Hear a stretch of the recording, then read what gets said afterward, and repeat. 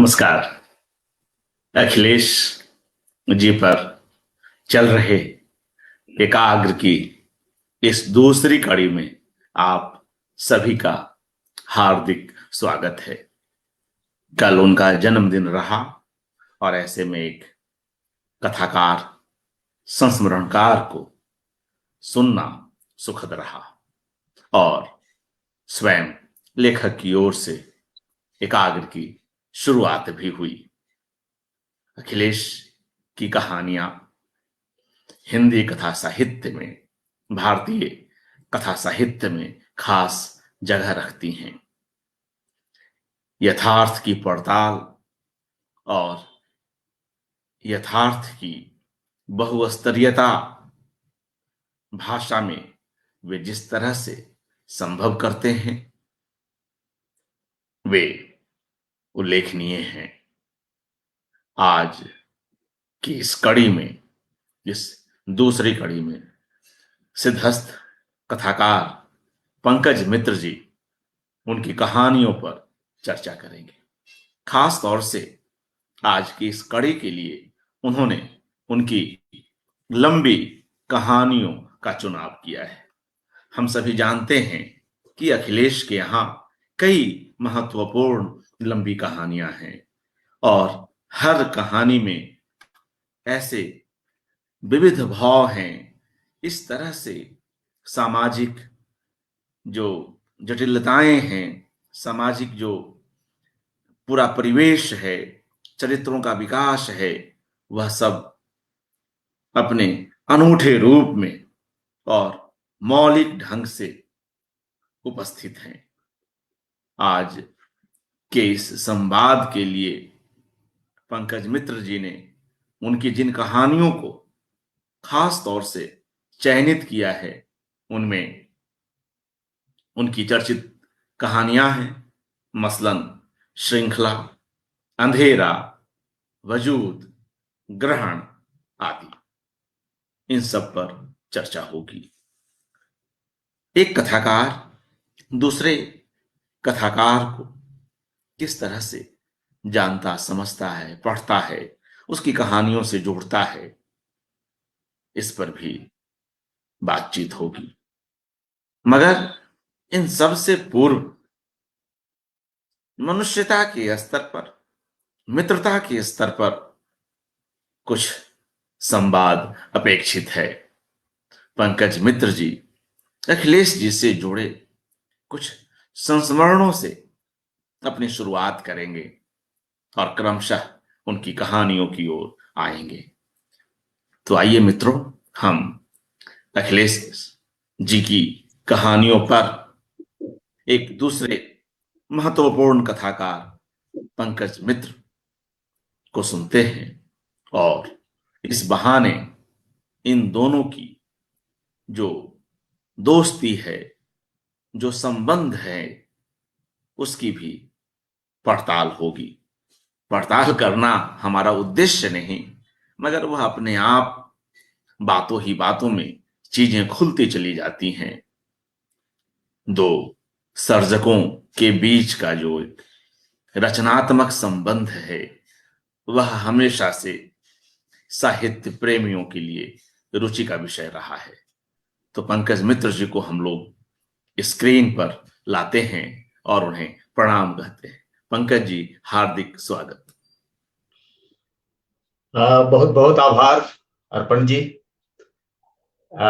सबसे पहले तो मैं बहुत आभारी हूँ जनसुलभ पुस्तकालय का, इस मंच का, और खास तौर पे आपका, अर्पण जी का भी बहुत आभार प्रकट करता हूँ कि एक ऐसे मौके पर उन्होंने मुझे अवसर दिया है जबकि अपने प्रिय कथाकार पे बात करनी हो, एक ऐसे कथाकार पे बात करनी हो, एक ऐसे कथाकार के संबंध में बात करनी हो जो कि न सिर्फ रचनात्मक स्तर पर बल्कि मनुष्य के स्तर पर भी आपको बहुत ज्यादा प्रभावित करते हो। तो इसमें एक परेशानी ये होती है, ये भी है एक परेशानी कि अगर कोई किताब आपके आंखों के बहुत ज्यादा नजदीक हो तो उसके अक्षर थोड़े धुंधले पड़ जाते हैं। तो अगर आपका संबंध ऐसा हो किसी कथाकार से या किसी लेखक से या किसी मित्र से जो आपके बहुत ही करीब हो, तो उनके बारे में कुछ बात करना, कुछ कहना, ये कहीं ना कहीं से थोड़ा असुविधाजनक भी होता है। लेकिन ये बहुत ही खुशी की बात है कि अखिलेश जी के जन्मदिन के अवसर पर ये जनसुलभ पुस्तकालय ये आयोजन कर रहा है, अखिलेश एकाग्र, जो एक बहुत ही जरूरी कार्यक्रम है। और एक बहुत ही महत्वपूर्ण कथाकार हमारे समय के, उनके बारे में, उनकी रचनाओं के बारे में, उनके जीवन के बारे में, उनकी जो व्याप्ति है उसके बारे में बातचीत करने का जो ये आयोजन है आपका, ये बहुत ही एक समझिए कि एक बहुत महत्वपूर्ण आयोजन है। मील का पत्थर ये साबित हो सकता है, मुहावरे में अगर कहें तो। हालांकि इस तरह के मुहावरे का प्रयोग अखिलेश जी नहीं करते हैं, कोशिश करके बचते हैं ऐसे मुहावरों से। तो सबसे पहले बात की शुरुआत, इससे पहले कि कहानियों पे आए, इसके पूर्व मैं ये बता देना चाहता हूं कि मैं समीक्षक नहीं हूं और कहानियों के बारे में मेरी राय बहुत ही ब्लैक एंड व्हाइट में होती है कि कहानी अच्छी लगी या अच्छी नहीं लगी। इस तरह की बात, कोई आलोचनात्मक किस्म का कोई नजरिया मैं यहाँ पर पेश करने के लिए नहीं बैठा हूं।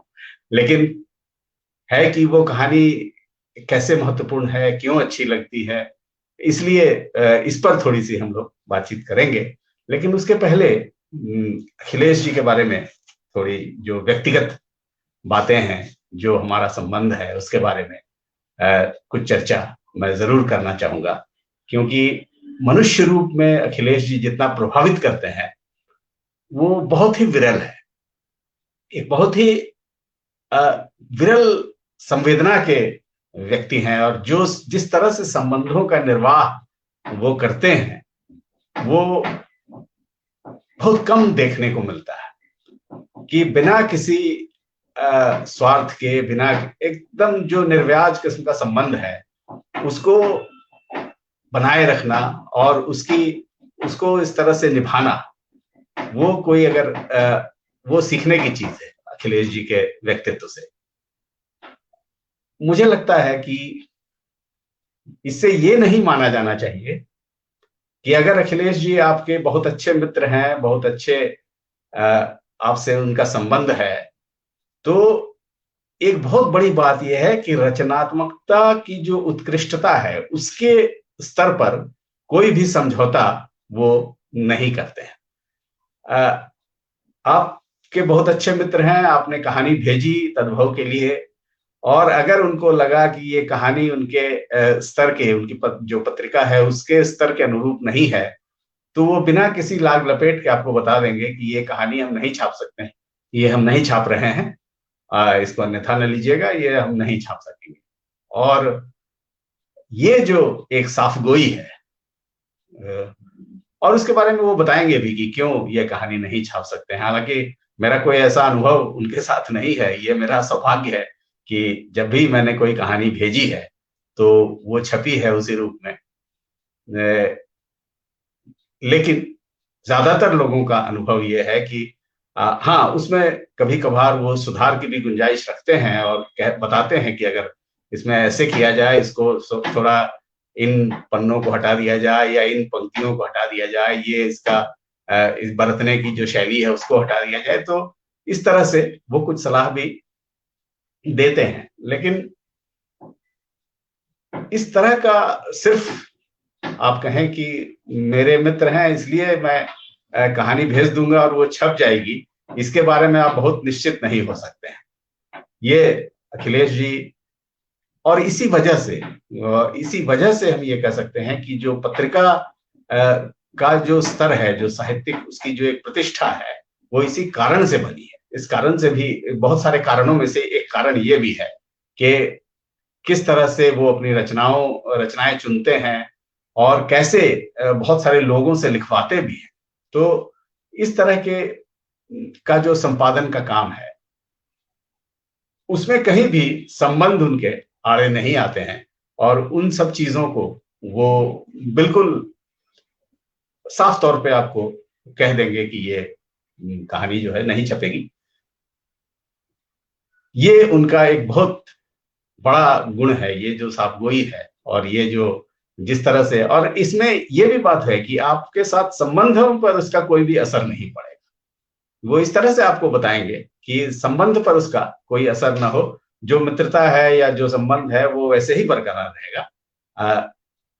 लेकिन वो रचनाओं के स्तर पर कभी भी उस तरह का समझौता नहीं करेंगे।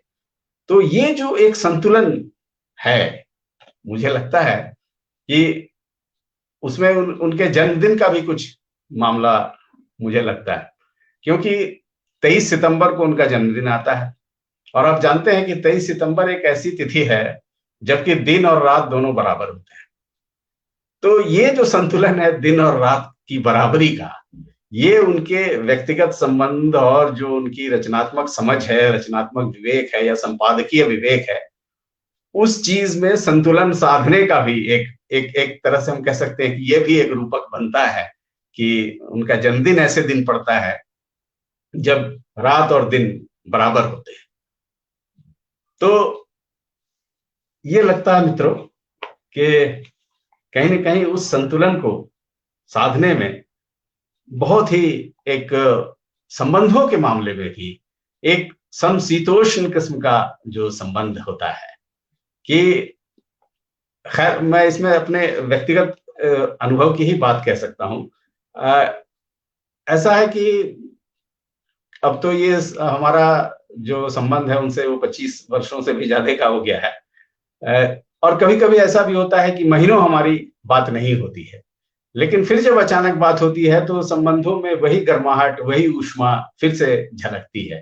तो एक एक बैलेंस, एक एक संतुलन बनाए रखने का जो उनकी उनकी जो कला है, वो बहुत ही अद्भुत है। और बहुत बार होता है कि संबंध अगर बहुत दिनों से आप बात नहीं करते हैं या उस तरह से उसमें गर्माहट नहीं रह जाती है, धीरे-धीरे वो निर्जीव जैसा हो जाता है। लेकिन ऐसा उनके मित्रों में ऐसा नहीं है। बहुत सारे ऐसे मित्रों का भी ये अनुभव है कि जब भी फिर से वो एक तरह से रिन्यू होता है, एक तरह से फिर से वो अ, जब बातचीत होती है, तो फिर वही ऊर्जा, वही ऊष्मा फिर से नज़र आती है।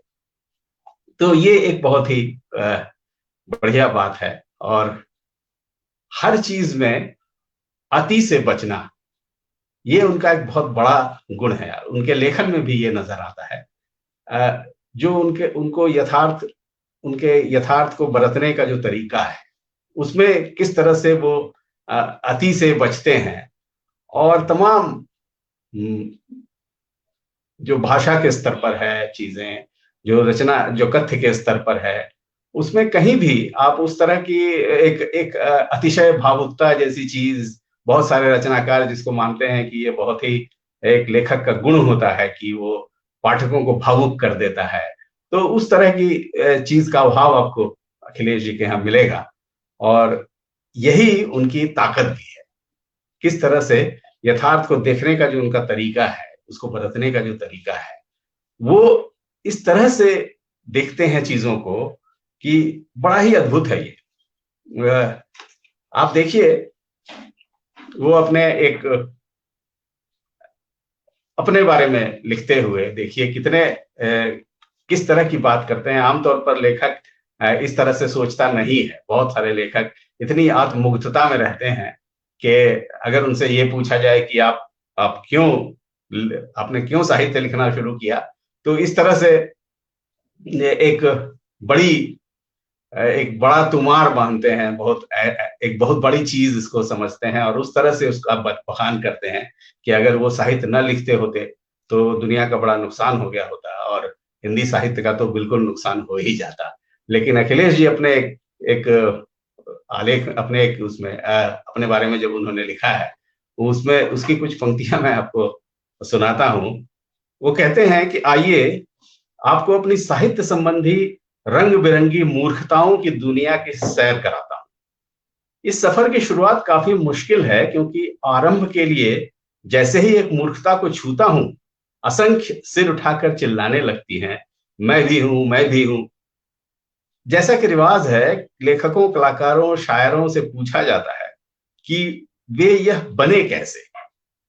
जवाब में कभी गर्दिश, कभी बेवफाई, कभी इश्क, कभी जुदाई वगैरह बताया जाता है, जबकि मेरा उत्तर होगा मूर्खता। हाँ, मूर्खता ने मुझे लिखने के लिए प्रेरित किया। अब बताइए कि कोई भी लेखक, किसी बहुत सारे लेखकों का इंटरव्यू या उनका संवाद आपने सुना होगा या पढ़ा होगा उनका इंटरव्यू।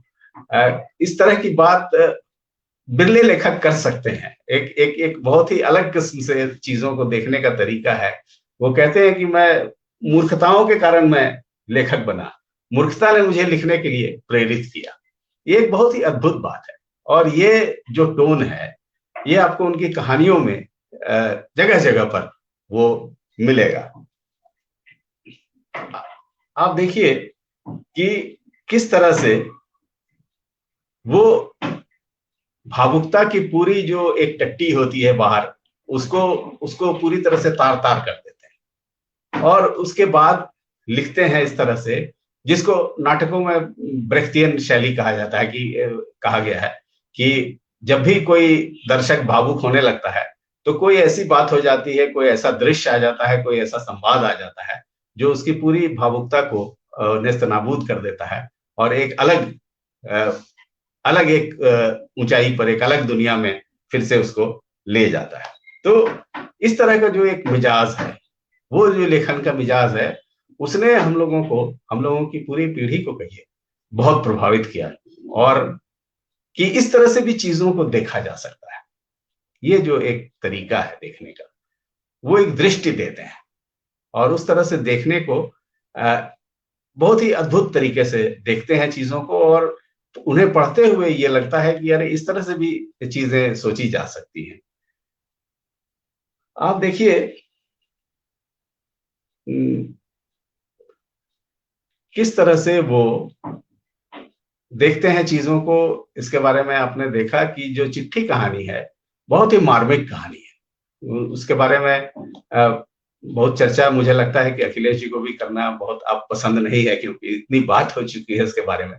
लेकिन एक बहुत ही मार्मिक कहानी है, इसको कोई भी दूसरा लेखक इस तरह से उस कहानी को ले जा सकता था कि अंत में जो है वो पाठक सुबकते हुए या रोते हुए चीजें ग्रहण करता। लेकिन जिस तरह से उसका पूरा ताना बाना जिस तरह से बुनते हैं, जिस तरह की भाषा का प्रयोग करते हैं, खिलंदड़ी भाषा का एक प्रयोग उस पूरी कहानी में आता है, और लेकिन अंत तक आते आते वो इतना गहरा हो जाता है, वो तनाव इतना गहरा हो जाता है कि वो जो बेरोजगारी का दंश है वो इतना गहरे जाकर के छूता है। और वो जो अंतिम पंक्ति है उसकी, कि उसके बाद किसी की चिट्ठी नहीं आई, तो इस जगह पे जाके वो लगता है कि पूरी एक दुनिया, एक पूरी अंधेरी दुनिया आपके सामने खुल जाती है। और इस तरह से चीजों को देखने का जो एक नजरिया है, वो अखिलेश जी की एक खासियत, बहुत ही बड़ी खासियत है। इसी वजह से, और ये खासियत ऐसे नहीं आती है मित्रों, ये खासियत इसलिए भी आती है कि अगर आपने जीवन में इतना संघर्ष किया हो, जीने के लिए इतना संघर्ष किया हो, रोजी रोटी के लिए इतना संघर्ष किया हो, बेरोजगारी का इतना लंबा अगर आपने दंश झेला हो, तो तभी आप इस किस्म की भाषा लिख सकते हैं। आप उसको उसमें अवसाद में चले जा सकते थे, उसमें बहुत भावुक हो जा सकते थे। लेकिन जब आप संघर्षों की रगड़ से आप जब बनते हैं, तो वो एक भाषा अर्जित की हुई जो उनकी भाषा है, वो बहुत ही विशिष्ट भाषा है। और उस तरीके से चीजों को, कथ्य को, इस तरह के कथ्य को देखने का जो एक नजरिया है उनका, वो बहुत ही विशिष्ट है, और हम लोगों को बहुत लुभाया उसने कि इस तरह से भी चीजें हम देख सकते हैं। अपने बारे में मैं आपको बताऊं कि अखिलेश जी से हमारी पहचान कैसे हुई, किस तरह से शुरुआत हुई इसकी, ये पता नहीं, शायद उनको भी याद होगा या नहीं। ये शायद 98-99 के आसपास की बात है। मेरी एक कहानी छपी थी, हालांकि ये पहली कहानी नहीं थी मेरी। पड़ताल जो कहानी है वो इंडिया टुडे की साहित्य वार्षिकी में वो छपी थी, और कुछ पुरस्कार उसका था उसमें, तो वो भी मिल गया था। तो एक बहुत सारे लोगों के खत वगैरह आ रहे थे, और चूंकि मैं बहुत ही नया लेखक था, एक तरह से वो मेरी दूसरी कहानी थी। पहली कहानी तो अपेंडिसाइटिस थी जो हंस में प्रकाशित हुई थी। उसके बाद ये 97 में प्रकाशित हुई थी, जनवरी में। तो उसके बाद ही 98 में शायद ये संगमन का आयोजन था, एक दूसरा दूसरा संगमन था वो, चित्रकूट में हुआ था ये। और उसमें आमंत्रित था, तो मेरे तो पांव जमीन पे नहीं थे, कोई नया लेखक हो उसको संगमन में आमंत्रित किया गया है। तो चित्रकूट मैं गया था। वहीं पर एक जगह पे मैं खड़ा था, अचानक उधर से अखिलेश जी अपने एक दो मित्रों के साथ उधर से आए, और उन्होंने कहा कि उन लोगों को, मित्रों को कहा कि देखिए यही पंकज मित्र हैं जिनकी कहानी इस बार इंडिया टुडे में पुरस्कृत हुई है, और बहुत अच्छी कहानियां लिखते हैं। बस इतने, इतना सही इंट्रोडक्शन था। यही पहली हमसे मुझसे मुलाकात थी, चित्रकूट में ये मुलाकात हुई थी। इसको आप इस तरह से भी देख सकते हैं कि चित्रकूट के घाट पर हुई संतन की भीड़। तो संतन की भीड़ बहुत थी, लेकिन उसमें से उन्होंने मुझे पहचाना, और मेरे तो पांव वो सातवें आसमान पे चले गए तुरंत, कि एक इतना बड़ा हिंदी का लेखक मुझे अलग से पहचान रहा है, और वो आकर के खुद मुझसे परिचय कर रहा है। क्योंकि उस समय मैं हिंदी साहित्य में क्या किसी को जानता नहीं था, और बहुत सारे लोगों को मैं चेहरे से भी नहीं पहचानता था। बहुत कम, मेरी मेरी हिंदी साहित्य में पढ़ाई लिखाई हुई नहीं है, तो इस वजह से बहुत कम लोगों से मेरा परिचय उस तरह से था। कहानियां वगैरह मैंने पढ़ रखी थी, उपन्यास पढ़ रखे थे, लेकिन उस तरह से जो साहित्य की एक दुनिया है, उसका उसका उसका जो एक एक पूरा माहौल है, उस वातावरण से पूरी तरह अनभिज्ञ था, और बहुत सारे लोगों को चेहरे से भी नहीं पहचानता था। जिनकी तस्वीरें छपती थी, बहुत सारे लेखकों की बहुत पुरानी तस्वीरें छपती थी, और नए चेहरे से, जो उनका अभी का वर्तमान का चेहरा था, उससे कोई साम्य भी नहीं था, तो बहुत पहचानने में दिक्कत होती थी।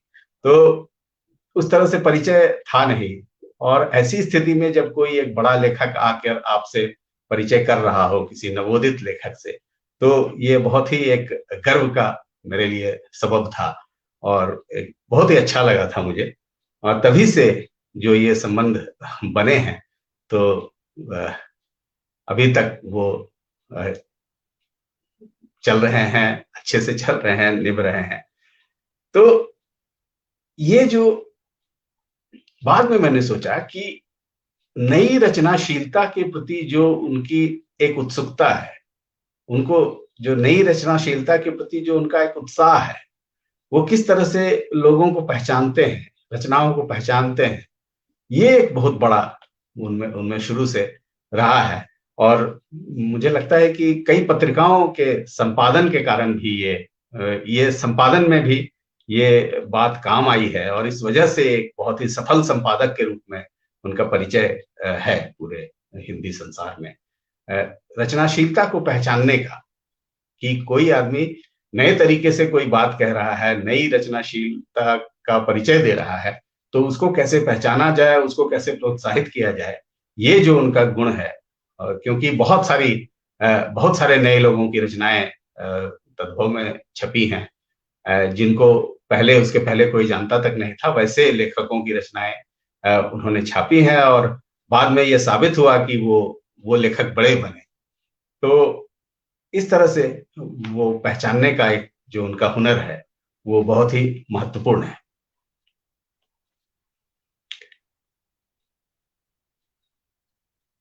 एक ये तो मित्रों के बारे में बात हुई है। बहुत सारे लोग इस बात की तायीद करेंगे, उनके बहुत सारे मित्र हैं।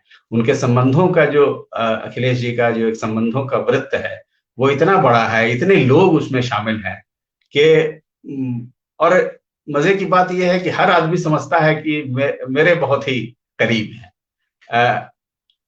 और करीब हैं भी वो, क्योंकि कभी भी किसी को कोई आवश्यकता होती है, कोई जरूरत होती है, तो बहुत आगे बढ़ के वो मदद करने का एक स्वाभाविक गुण उनके अंदर है। और वो एक मनुष्य के रूप में, एक अच्छे मनुष्य के रूप में उनको उनके इस गुण का सभी आदर करते हैं।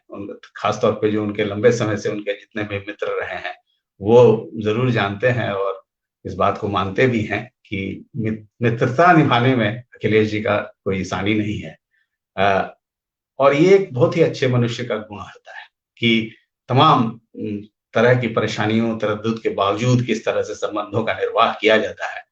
ये उनसे सीखने की चीज है, और हम लोग हमेशा कोशिश करते हैं कि उनसे सीखें ये बातें। जैसा कि मैंने पहले निवेदन किया कि उनकी कहानियों के बारे में कोई बहुत ही आलोचनात्मक दृष्टि मैं यहाँ पर पेश करने के लिए नहीं आया हूँ।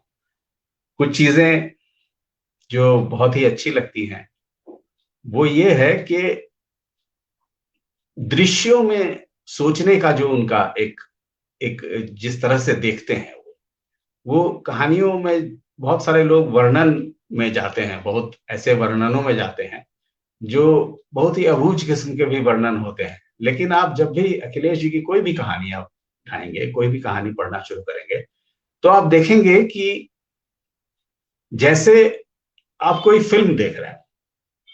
और बातचीत में भी उन्होंने इस बात को कहा है कि बहुत सारे दृश्यों को वो मिलाते हैं और उसके बाद में फिर उसकी एडिटिंग जैसा कुछ करते हैं। तो वो एडिट करके वो तब जाकर के जो फिल्मों की टेक्निक होती है कि किस तरह से वो फाइनली एक तस्वीर बनती है, एक फिल्म बनती है, तो उस तरह की टेक्निक का प्रयोग वो कहानियों में भी करते हैं। कहानियों में भी आप जब पढ़ेंगे तो आपके सामने दृश्य पर दृश्य आते जाएंगे। इस तरह का एक उनका उनका तरीका है चीजों को देखने का। ये बहुत ही लुभाता है और इतना आकर्षित करता है वो।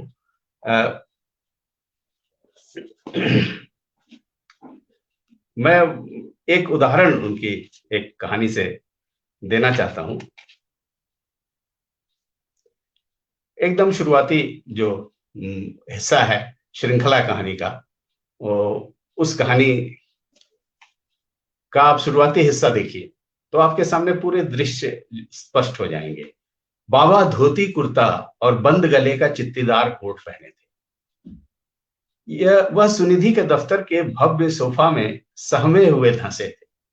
सुनिधि उसके नजदीक आई। उसे वह कुछ पहचाने हुए लगे। किससे मिलना चाहते हैं आप? सुनिधि से।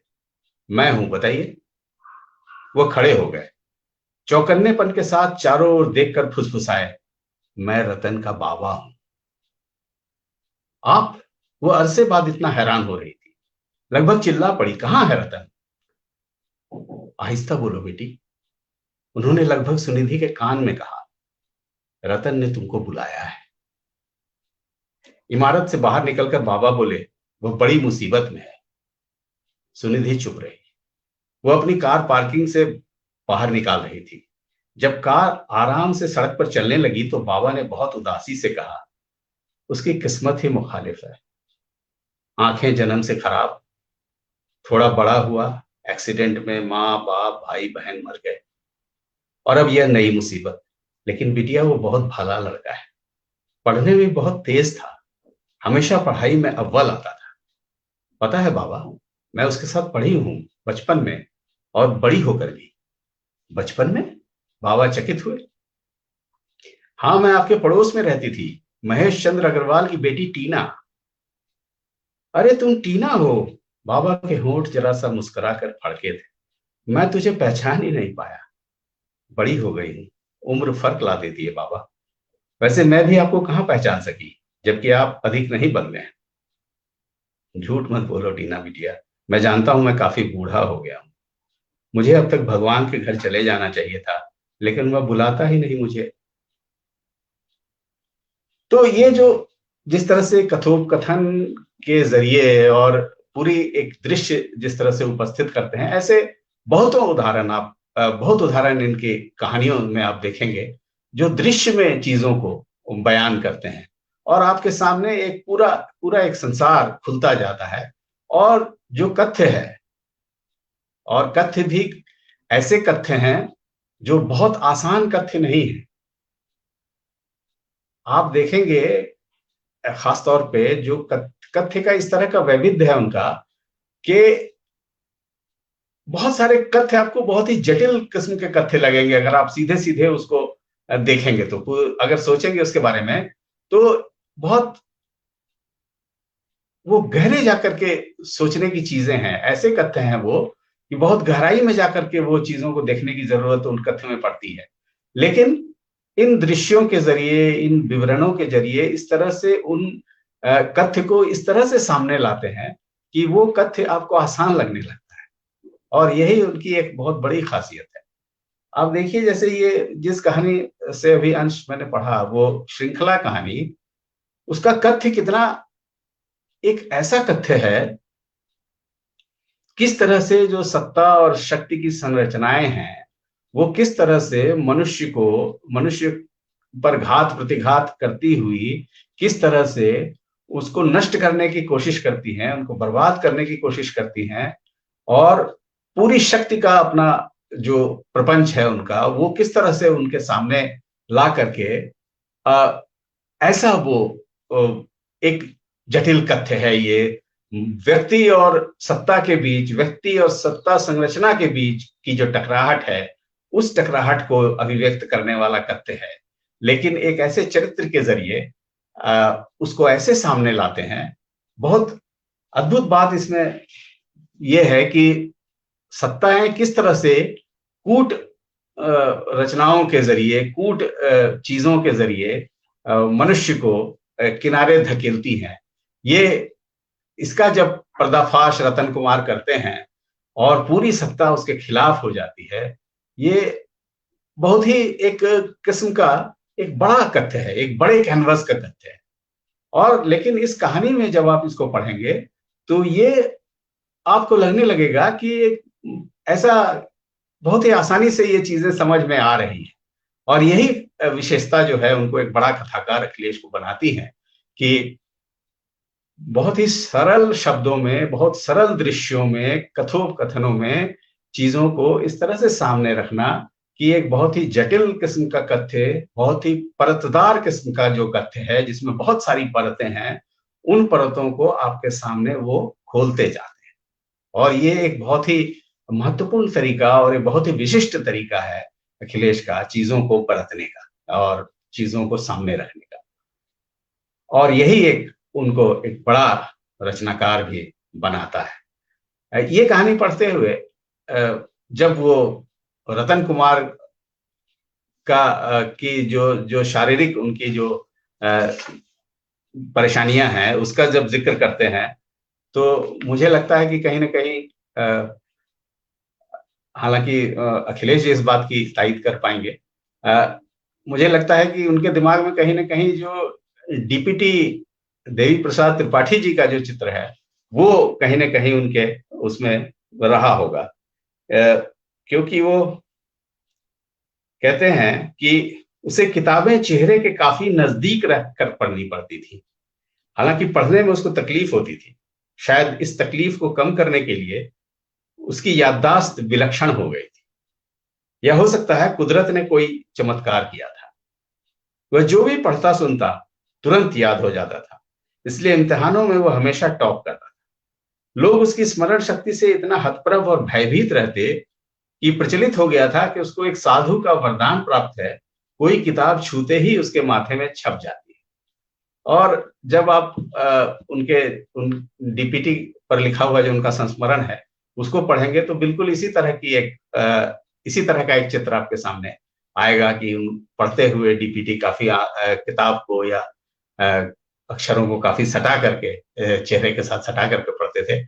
और उनकी भी याददाश्त बहुत विलक्षण थी, जो समय समय पर किस तरह से रेफरेंसेस और इस तरह के जो उद्धरण थे, कोट्स थे, उसको हमेशा वो कोट कर पाते थे, क्योंकि उनकी बहुत स्मरण शक्ति बहुत तीव्र थी। तो ये कहीं ना कहीं उनके दिमाग में ये चित्र रहा होगा। और रतन कुमार के कैरेक्टराइजेशन में, रतन कुमार का जब उन्होंने चरित्र बनाया, तो उन तत्वों का भी प्रयोग, तो लेखक कहाँ कहाँ से चीजें लेता है, ये बहुत ही महत्वपूर्ण है। और कैसे उस कच्चे माल का उपयोग अपने काम के लिए कर पाता है।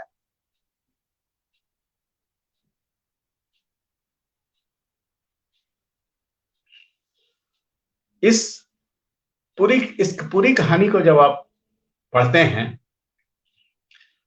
पढ़ते हुए आपके समझिए कि आपकी रीढ़ की हड्डी में कोई ठंडी सी एक सुरसुरी जैसी पूरी पूरी दौड़ जाती है जब रतन कुमार को इस तरह से आक्रांत किया जाता है। और ये सिर्फ इसलिए किया जाता है कि उन शक्ति संरचनाओं को वो समझने की कोशिश करता है अपने तरीके से, उसे डिकोड करने की कोशिश करता है अपने तरीके से। और जब भी आप सत्ता और शक्ति को डिकोड करने की कोशिश करेंगे तो आपको उसका खामियाजा भुगतना पड़ेगा। और इसी चीज को इतने अ, इतनी आसानी से वो बताते हैं इस कहानी में कि पूरी पूरी जो इसकी श्रृंखला है वो आपके सामने बिल्कुल स्पष्ट होती जाती है कि किस तरह से सत्ताएं लोगों को भयाक्रांत करती हैं। और खास तौर पे जिस तरह से उन्होंने कहा है कि नामों के और चीजों के शॉर्ट फॉर्म का एक एक रचना इस तरह से सत्ता रखती है ताकि जो आम आदमी है वहां तक पहुंच नहीं सके। इसको पढ़ते हुए आपको जो वर्तमान निजाम है उसके बारे में भी बहुत सारी चीजें स्पष्ट होती चलती हैं, क्योंकि ये बहुत पहले की कहानी है। उस समय तक अभी इस वर्तमान निजाम का बहुत पता नहीं था, लेकिन क्योंकि कथाकार जो होता है वो बहुत दूर तक देख पाता है, दूरदृष्टा होता है, तो उस तरह से अखिलेश उसी समय उन चीजों को देख रहे थे कि कैसे शॉर्ट फॉर्म के जरिए चीजों को एक कूट रचना में बांध दिया जाएगा और लोग उसको। अभी आप देखिए कि बहुत सारे इस तरह के उदाहरण आपके सामने आएंगे कि कई अक्षरों को मिला करके कुछ ऐसे संस्थानों के नाम रख दिए जाएंगे, ऐसे योजनाओं के नाम रख दिए जाएंगे, जो ऐसे सांकेतिक किस्म की चीजें की जाएंगी और उससे आम आदमी बहुत कुछ जान नहीं पाता है उसके बारे में जब तक उसको ठीक से न बताया जाए। और ये एक तरीका, ये एक सत्ताओं का ये एक सत्ताओं की साजिश है ये तरह की कि आम आदमी वहां तक पहुंच नहीं सके। और उसको अभी हम लोग बहुत ही स्पष्ट रूप से ये चीजें देख रहे हैं। बहुत सारी योजनाएं इस तरह की चलती हैं जो जिसके नाम के बारे में आप स्पष्ट नहीं हो सकते हैं कि ये किस चीज के लिए है। जिन लोगों के लिए, जिस आम आदमी के लिए ये योजनाएं बनाई जाती हैं वही उसके बारे में नहीं समझ सकता है, न जान सकता उसके बारे में। तो इस चीज का आभास, इस तरह की परिघटनाएं उसी समय अखिलेश देख लेते हैं इसको। और वैसी कोशिशों से जो टकराने की जितनी सामर्थ्य कथानायक की है, वो जब टकराने की कोशिश करते हैं तो उनको इसका बहुत ही दंड भुगतना पड़ता है। और एक भय का जो वातावरण है वो वातावरण पूरी तरह से धीरे धीरे, जैसे अभी के समय को आप देखेंगे किस तरह से एक भय का वातावरण बनाया जाता है। जो कमजोर वंचित वर्ग का आदमी है वो किस तरह से डर में जीता है, उन चीजों को पूरी तरह से इस कहानी में एक तरह से कहें कि अखिलेश अपने तरीके से डिकोड करते हैं। इसका अंत बहुत ही खूबसूरत है इस कहानी का। आप देखिए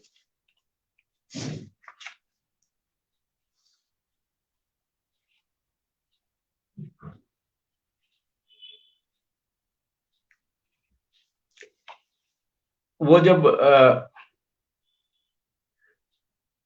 सुनिधि जब बताती है उसको कि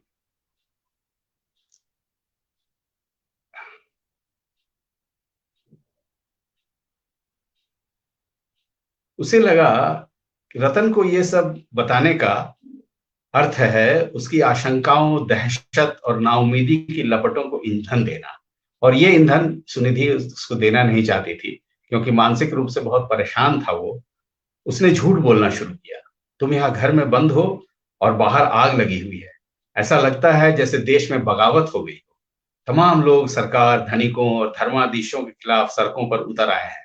ऐसा माना जा रहा है कि 1942 के भारत छोड़ो के बाद पहली बार इस देश में सत्ता के विरोध में ऐसा गुस्सा पनपा है। विश्वास नहीं हो रहा है, न करो, पर इससे सच्चाई नहीं बदल जाएगी। सच यह है कि देश की सारी सेज परियोजनाओं पर किसानों ने कब्जा कर लिया है और सेना ने उन पर गोली चलाने से इनकार कर दिया गया। सुनिधि को लगा कि पिछले दिनों घटे ट्यूनीशिया मिस्र के जन विद्रोह उसकी कल्पना शक्ति को रसद पानी दे रहे हैं। और छात्र, उनकी पूछो मत, बाप रे बाप, कोई भरोसा नहीं करेगा कि ये फास्ट फूड, बाइक, मस्ती और मनोरंजन के दीवाने लड़के हैं। ये अपने अपने शहरों, कस्बों और गांवों में गुट बनाकर धावा बोल रहे हैं। न मानो तुम, पर इसका क्या करोगे कि औरतें भी कूद पड़ी हैं इस लड़ाई में और बूढ़े भी। इस तरह का जो एक स्वप्न वो रतन कुमार को जब दिखाती है और इस तरह से इतना इतना खुश हो जाता है वो, ये एक तरह से न केवल उस पात्र की, बल्कि कहीं ना कहीं जो लेखक है उसकी भी एक विशफुल थिंकिंग जिसको कहते हैं, कि वो चाहता है कि इस तरह से चीजें बदलें और ऐसे लोग जो है उनमें जो प्रतिरोध का जो एक मादा है वो पूरी तरह से सामने आए और पूरी तरह से लोग प्रतिरोध की जबान में बात करें। ये एक स्वप्न हर लेखक का होता है कि अन्याय के प्रति जो एक आवाज है, वो अन्याय के खिलाफ आवाज उठाने की जो एक प्रवृत्ति है, उस प्रवृत्ति को उस प्रवृत्ति के बारे में लेखक सोचता हुआ एक स्वप्न देखता है और एक स्वप्न ऐसा देखता है कि दुनिया जिससे बेहतर हो सकती है, ये एक समाज जो है रहने लायक समाज बन सकता है। तो ये एक बेहतर दुनिया का जो स्वप्न है हर लेखक के सामने होता है और अखिलेश भी इसी स्वप्न को बाकायदा इसके अंत का जो हिस्सा है उसमें उसको दिखाने की कोशिश करते हैं और इसको एक प्रविधि की तरह इस्तेमाल करते हैं। और इस एक तरह की प्रविधि जो जिस तरह से सामने आती है वो आपको कहीं भी अस्वाभाविक नहीं लगती है और लगता नहीं है कि कोई ऐसी क्रांति हो गई या कुछ। ये एक स्वप्न है और वो स्वप्न सामने जब आता है तो बहुत अंदर पढ़ते हुए आपको एक बहुत ही एक खुशनुमा किस्म का एहसास ही है ये। लगता है कि जो प्रतिरोध के खिलाफ आवाज है वो पूरी तरह से सामने आ रही है। तो एक ये जो श्रृंखला कहानी है लंबी कहानी के रूप में बहुत ही मकबूल हुई थी और बहुत सारे लोगों ने इस पर लिखा भी है, इस पर बातें की है। दूसरी लंबी कहानी जिसके बारे में मैं बात करना चाहता हूं वो कहानी अंधेरा है। तो ये जो अंधेरा कहानी है ये मोटे तौर पर आप देखते हैं कि जो सांप्रदायिकता का अंधेरा है उसके खिलाफ एक एक आवाज ऐसी है और इसमें जो पात्र हैं उनके जब संवाद आप पढ़ेंगे तो आप देखेंगे कि किस तरह से जो अल्पसंख्यक समुदाय है उसके मन में किस तरह का भय है और जो बहुसंख्यक समुदाय है वो भी किस तरह से इस तरह के माहौल को जब अनुभव करता है तो उसके मन में क्या फीलिंग होती है। जैसे पुलिस के बारे में, जो अल्पसंख्यक समुदाय की लड़की इसकी नायिका है जो रेहाना है, उसके मन में बहुत ही नकारात्मक किस्म के ख्याल हैं पुलिस के बारे में, जबकि जो बहुसंख्यक समुदाय का जो हीरो है उसके मन में उस तरह से नकारात्मकता पुलिस के लिए नहीं आती है। उसको लगता है कि ये हमें बचाने के लिए आए हैं और ये हमें बचा लेंगे। लेकिन जो अल्पसंख्यक समुदाय की मानसिकता होती है उसके अनुसार उसको कोई भी बहुसंख्यक समुदाय का आदमी महसूस नहीं कर सकता है। और ये उसी बैकड्रॉप में जब बाबरी मस्जिद का गिराई गई थी तो उसी बैकड्रॉप में ये कहानी होती है कि दोनों एक जगह पर फंस जाते हैं, दोनों आपस में प्रेम करते हैं और एक ऐसी जगह पर फंस जाते हैं जहां से उनके लिए निकलना मुश्किल होता है। और ये जो जद्दोजहद है उसी चीज को इस कहानी में पूरी डिटेलिंग के साथ बताया जाता है। यहाँ पर यह भी बता देना उचित होगा कि अखिलेश जी उस घटना के चश्मदीद गवाह भी रहे थे कि जब बाबरी मस्जिद गिराई गई थी वो वहां पर रिपोर्टिंग के लिए उपस्थित थे। ये बात और है कि बहुत विस्तार में उन्होंने उस पर कुछ अभी लिखा नहीं है, शायद आगे कभी ये चीजें सामने आए। लेकिन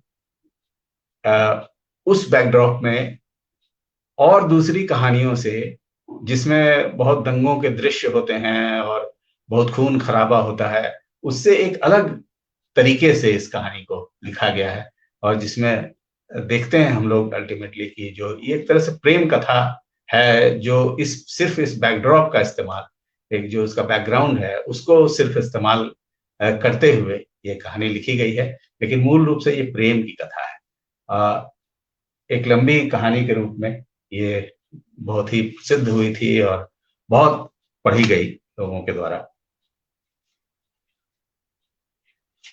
इसके बाद जो एक दूसरी कहानी है वो है वजूद। ये बहुत ही अद्भुत कहानी है और कुछ बातें इसमें ऐसी हैं कि एक तो ये कि इस विषय पर बहुत नहीं के बराबर मुझे लगता है कहानियां होंगी हिंदी में, और इसको जिस तरह से उस वजूद से जोड़ा गया है, जिस तरह से जो एक अस्मिता विमर्श से उसको जोड़ा गया है, वो बहुत ही देखने वाली चीज है कि जो एक जयप्रकाश और उसके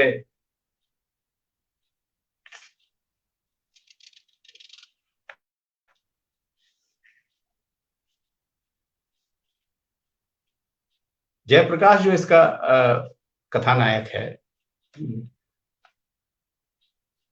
उसके पिता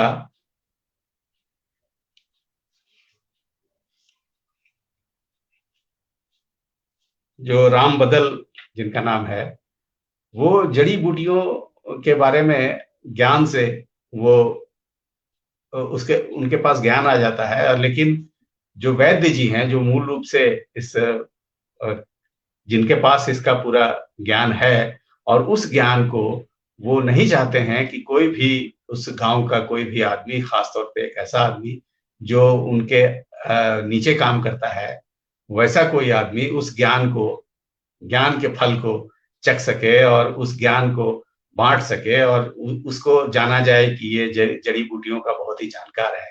और ये जो ज्ञान है, वो ज्ञान एक उसमें एक बहुत ही खूबसूरत रूपक के रूप में अखिलेश इसको दिखाते हैं कि कैसे एक फूल से रगड़ उसके देह रगड़ा जाती है और उसके बदन में खुशबू आ जाती है। वो खुशबू दरअसल उसके अपने पहचान की और जो ज्ञान की है, वो उसकी खुशबू है। और जब वो अपनी अपनी पहचान इस तरह से बनाने की कोशिश करता है, तो उसको बहुत ही प्रताड़ित किया जाता है।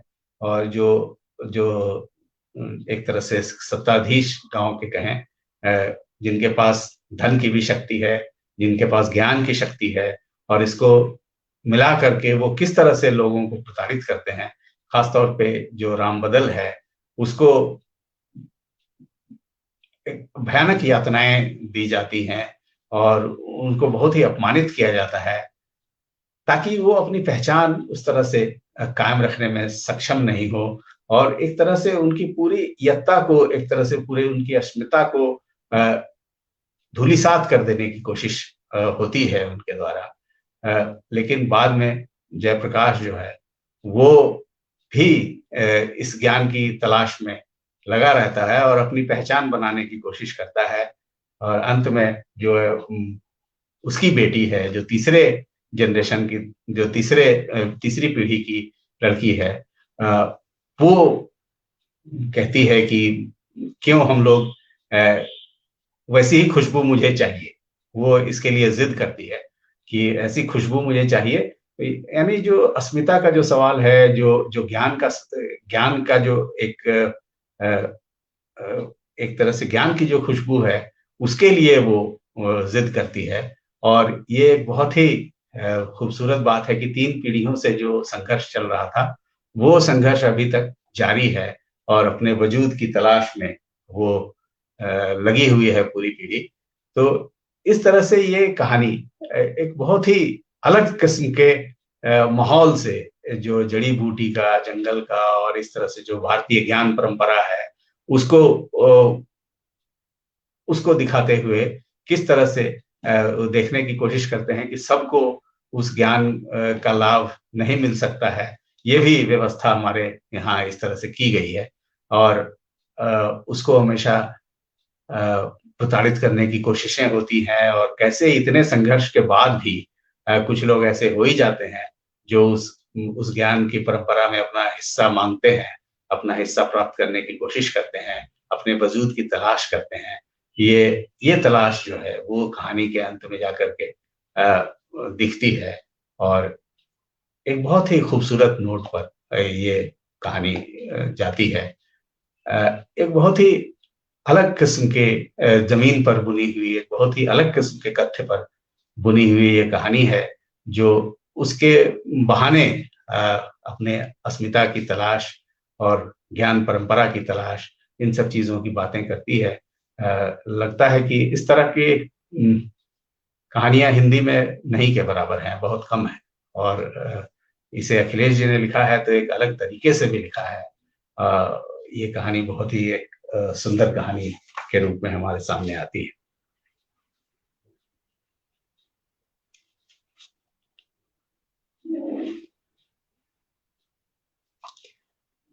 और जिस कहानी के बारे में अंत में मैं कुछ बातें कहना चाहता हूँ, वो कहानी है ग्रहण।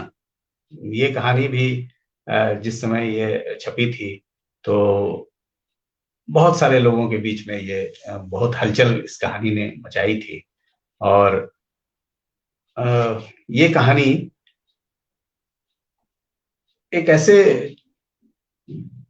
अद्भुत चरित्र के बारे में है, एक बहुत ही एक ऐसे चरित्र का निर्माण इसमें किया है जो जिनकी शारीरिक कुछ तकलीफों की वजह से, कुछ कमियों कहें उसको, उसकी वजह से वो एक बहुत ही अविस्मरणीय किस्म का चरित्र बन जाता है।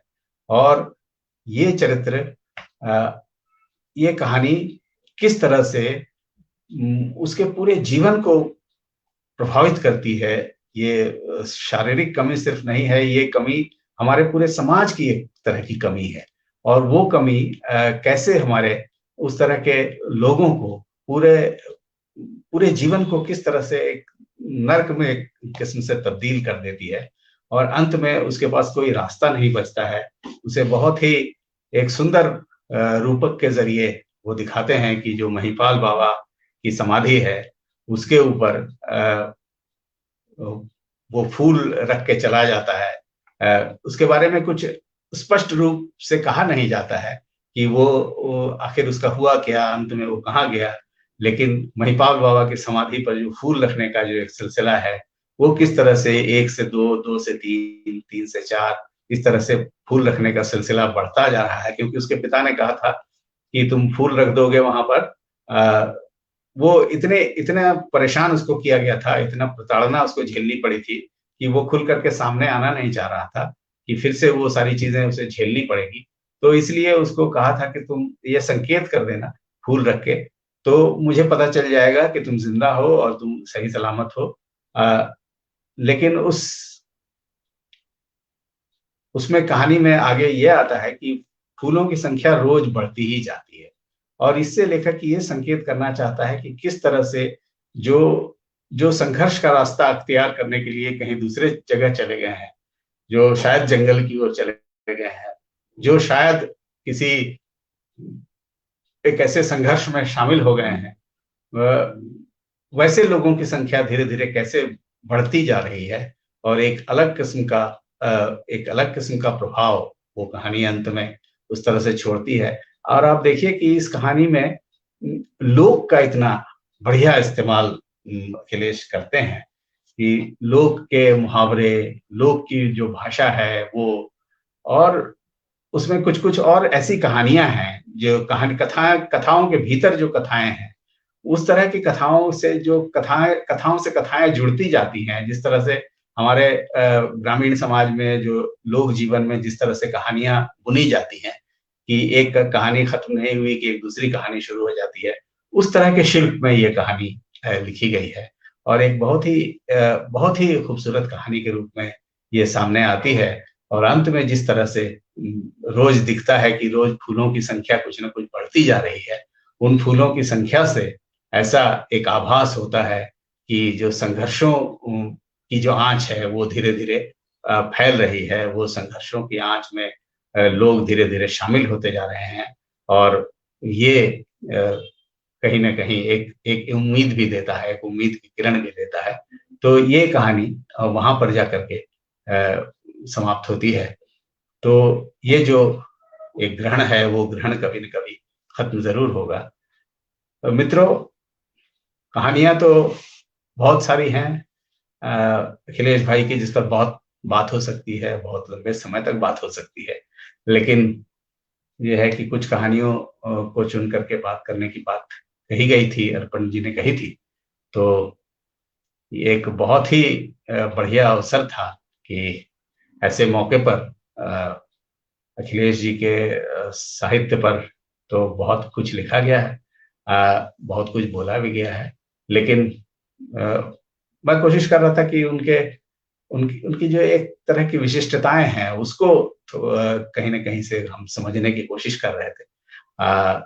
कितना समझ पाए हैं, कितना अ, इसके इसके इस कहानियों के अंदर जा सके हैं, इसके बारे में तो बहुत निश्चित रूप से हम लोग मैं तो नहीं कह सकता हूँ। लेकिन मनुष्य के रूप में जब भी अखिलेश भाई की बात होती है, जब भी उनके बारे में सोचता हूँ, तो लगता है कि एक संघर्ष में तपा हुआ एक आदमी किस तरह से बिना कटु हुए, बिना उस तरह से जीवन में तिक्तता लाए हुए, क्योंकि अखिलेश भाई एक बहुत ही पारिवारिक किस्म के और बहुत ही एक जमीनी किस्म के आदमी हैं। और कहीं पर भी आप उस तरह से नहीं देखेंगे कि कभी किसी बड़े विवाद में और उस तरह से किसी तरह के उसमें यहाँ तक मतलब विवादों से और अपनी आत्म प्रशंसा, इन सब चीजों से इतना बचते हैं कि हिंदी के बहुत कम लेखक ऐसे होंगे, और उसमें से उनमें से अखिलेश भाई हैं जो फेसबुक तक पर नहीं है, जो फेसबुक पर भी उपलब्ध नहीं है। तो एक ऐसे समय में जबकि आत्म प्रशंसा इतने चरम पर है, वैसे समय में इस तरह से अपने को असंपृक्त रखना, ये एक बहुत ही बड़ा गुण है। और इस लालच से बचना एक बहुत ही अद्भुत चीज है। ये बहुत ही प्रभावित करने वाली चीज है। अपने काम में लगे रहते हैं और फिर भी बिना किसी प्रचार के जो साहित्य की जो दुनिया है उसमें अपना एक एक मुकाम बनाए हुए रखना, एक अपना स्तरीय मिजाज बनाए हुए रखना, एक अपना संपादकीय विवेक के जरिए, अपने संपादकीय जो उनकी पसंद नापसंद है उन चीजों के जरिए एक इतनी अद्भुत पत्रिका का संपादन इतने वर्षों से कर रहे हैं। और ये हम लोगों का, मेरा भी खास तौर पे ये सौभाग्य है कि मेरी बहुत सारी जो कहानियां हैं वो तद्भव में छपी हैं, और तद्भव में छप कर हमें गौरव भी हुआ है। बहुत लोगों का प्यार भी मिला है। तो हम उम्मीद ये करते हैं कि तद्भव बहुत लंबे समय तक चलता रहे, बल्कि अनवरत चलता रहे। और जो हिंदी का जो कथा जगत है या हिंदी साहित्यिक की जो ऊंचाई है उसको हमेशा बरकरार रखने में मदद करता रहे। और इस जन्मदिन के अवसर पर, खासतौर पे कल जैसे उनका जन्मदिन मनाया गया, तो इस मौके पर बहुत बहुत शुभकामनाएं। अखिलेश जी को हम लोग चाहते हैं कि स्वस्थ रहें और रचनात्मकता से की जो धारा है उनकी वो अविरल बहती रहे। और हम लोगों से उनका संपर्क बना रहे। बहुत बहुत शुभकामनाएं हमारी ओर से, और तमाम जो तद्भव के पाठक हैं उनकी ओर से, उनके मित्रों की ओर से बहुत बहुत शुभकामनाएं। बहुत बहुत धन्यवाद। जी, शुक्रिया पंकज जी। अच्छा लगा आपको इस तरह से अखिलेश जी पर सुनना। निश्चय ही एक बेहद महत्वपूर्ण वक्तव्य आपकी ओर से। और साथियों, हम सभी जानते हैं कि पंकज मित्र हों या स्वयं अखिलेश जी हों, वे किस तरह अपने कामों में दत्चित लगे हुए लोग हैं। तो ऐसे में जो कुछ और चीजें होती हैं संभाल कर रखने की यादें या फोटोग्राफ आदि वो सहसा या अक्सर इन दोनों के पास कम मिलती हैं। मगर एक चित्र इस अवसर पर हमें पंकज मित्र जी की ओर से प्राप्त हुआ, तो वह मैं चाहता हूं कि यहाँ उसको दिखाया जाए और उस पर पंकज मित्र जी की टिप्पणी ली जाए। मैं वह चित्र स्क्रीन पर रख रहा हूं। पंकज जी। हाँ अर्पण जी, बहुत सही आपने कहा। एक तो हम लोग बहुत ही मुझे लगता है कि अखिलेश भाई भी और मैं भी बहुत कैमरा भीरू किस्म का प्राणी हूँ, और बहुत बहुत चित्र है नहीं हमारे, जिसको पब्लिक डोमेन में कहते हैं, वो है नहीं। ये एक बहुत ही विरल संयोग था। जमशेदपुर अखिलेश भाई आए हुए थे, एक विश्वविद्यालय का एक कार्यक्रम था, तो राकेश मिश्र जी ने, जो कथाकार राकेश मिश्र वर्धा में हैं, उन्होंने ये संभव किया था, ये मिलन।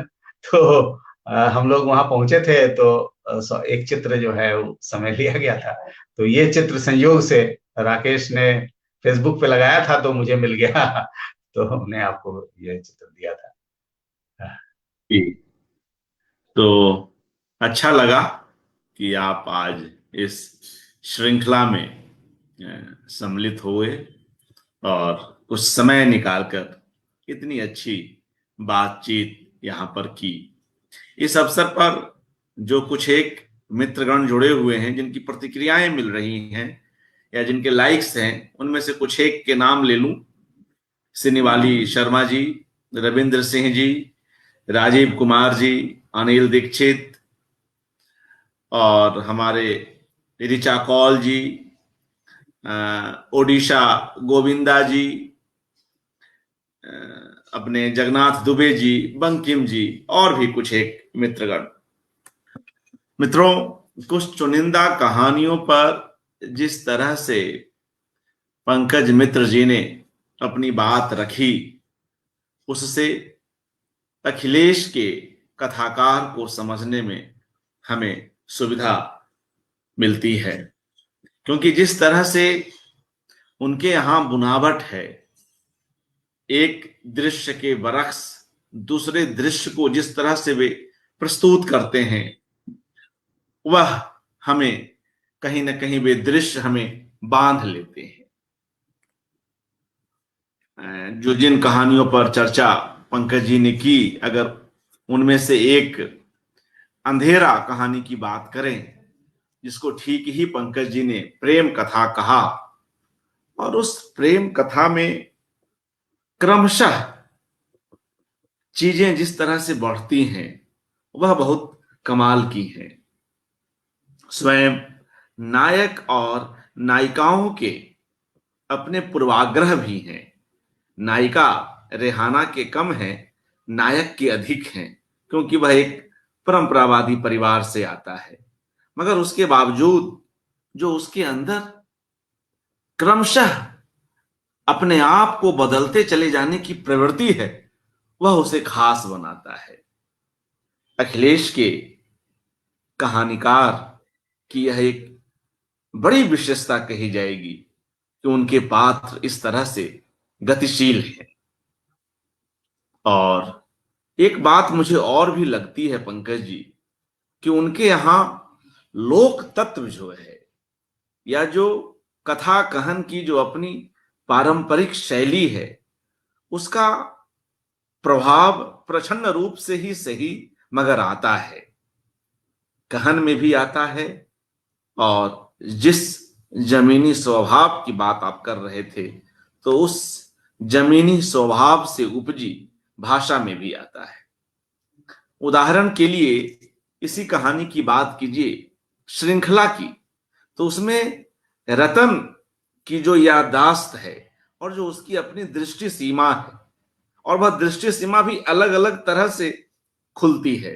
कई बार वह हर चीज पढ़ लेता है, कई बार वह अपनी प्रेमिका के उन बारीक जो निशानियां हैं उसको जान लेता है, अंधेरे में देख लेता है। तो बड़ा उससे उसमें कई ऐसे बड़े ऐन्द्रिक चित्र भी हैं, और समाज की सच्चाई, जो सत्ता की जो अपनी जासूसी व्यवस्था है कोडीकरण की, वह भी है।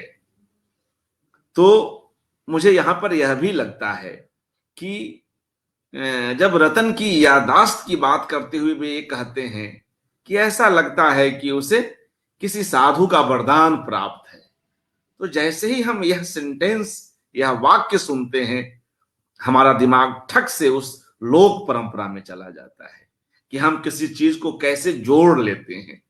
तो ऐसे कई उदाहरण हैं जो यहाँ पर दिए जा सकते हैं उनकी कहानियों से लेकर। तो एक और बात कि प्रेम की ही अगर हम बात करें और अंधेरा कहानी की ही बात करें, तो जिस तरह से शुरुआत होती है कहानी की और वह अपने उत्साह में मिलने की बात करता है, और उससे पहले भी कई चीजें हो जाती हैं। किसी आलोचक ने, किसी लेखक ने यह लिखा भी है कि जूठन के रूप में उसे एक वर्जित फल, संभवतः जितेंद्र श्रीवास्तव ने यह बात लिखी है कि जूठन के रूप में रेहाना की ओर से वर्जित फल जो है उसे खाने को मिल जाता है। वह एक सुदीर्घ चुंबन लेती है, आगे बढ़ के लेती है, और बड़ा प्यारा दृश्य है। ऐसे ही कुछ दृश्य मिलन के उस कहानी में भी हैं, श्रृंखला में भी हैं। तो एक तरफ प्रेम की ऐसी ऐन्द्रिकता जिससे निश्चय ही पाठक बंधता है, और दूसरी तरफ बिल्कुल खुरदुरे यथार्थ की क्रमवार उसकी जो प्रस्तुति है, उसका जो वर्णन है, इनके बीच कहानी आगे बढ़ती है। पूरा वह तनाव हमारे बीच आता है। और जो इनके यहाँ प्रेम है अखिलेश की कहानियों में, चाहे रतन और सुनिधि के बीच का प्रेम हो जो श्रृंखला कहानी में है, या अंधेरा कहानी में प्रेम रंजन और रेहाना के बीच प्रेम हो, वह प्रेम एक स्वप्न के रूप में भी है, वह एक विकल्प के रूप में भी है, वह इस रूप में भी है कि पुरुष यहां बदल रहे हैं। पुरुष अपने अपने पूर्वजों से अलग सोच रहे हैं। खासतौर से हम प्रेम रंजन की बात करें, वह शुरू में तो खाना भी नहीं खाता है, वह जो सब रेहाना लाती है, बाद में वही सब चीजें वह दुकान पर जाकर खाता है। क्रमशः उसके अंदर बदलाव आता है। और जिस सांप्रदायिकता की बात आपने की और उसका प्रभाव अल्पसंख्यकों पर जिस तरह से पड़ा, उसका भी कितना मनोवैज्ञानिक चित्रण है। जब रेहाना को वे सब मिलते हैं साधु लोग, और उस पर जब यह पड़ताल होती है कि भाई तुम क्या हो, हिंदू हो तो प्रमाण दो, वह जब झूठ बोलती है, और जब उन शास्त्रों की बातें होती हैं और तमाम मिथकीय पात्रों की बात होती है, वह हर एक का जवाब देती है, तब यह भेद खुलता है कि किस तरह से कई बड़े दंगों के बाद अल्पसंख्यकों ने अपनी सुरक्षा में जो है इस तरफ भी ध्यान दिया।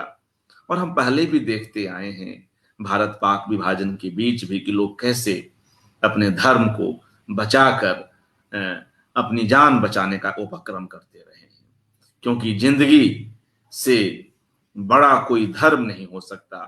और उस प्रयास में अगर झूठ भी बोलना पड़े, उस प्रयास में अगर इस तरह के छद्म रूप भी धारण करने पड़े, तो वह अनुचित नहीं है, क्योंकि अंततः जीवन से बड़ा कोई मूल्य क्या हो सकता है।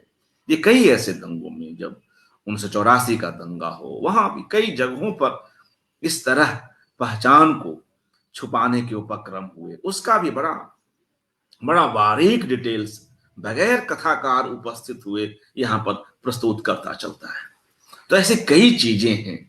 और मैं अगर अंधेरा कहानी की ही बात करूं, तो अंत में नायक प्रेम रंजन जिस तरह से सुबक पड़ता है, वह भी उसके भीतर की मनुष्यता और उसके भीतर के प्रेम के बचे रहने की ही कथा है। ऐसी कई और बातें की जा सकती हैं, और बड़ा यह सुखद रहा कि आपने सविस्तार इन कहानियों पर बात की और उनसे जुड़े संस्मरण भी हमारे साथ साझा किए। मित्रों, पंकज मित्र जी लंबे समय बाद हमारे यहाँ आए हैं, तो हम इसके लिए भी उनके आभारी हैं, और उम्मीद करते हैं कि शीघ्र ही हम उन्हें पुनः यहाँ पर पाएंगे और उनसे कुछ और भी सुनेंगे। अखिलेश जी पर यह एकाग्र जारी है। कल एक नई कड़ी में पुनः मिलेंगे। बहुत बहुत शुक्रिया पंकज मित्र जी। बहुत धन्यवाद आपका, और सभी मित्रों का जो जुड़े रहे इस कार्यक्रम में, उनका भी बहुत बहुत धन्यवाद। शुभ रात्रि।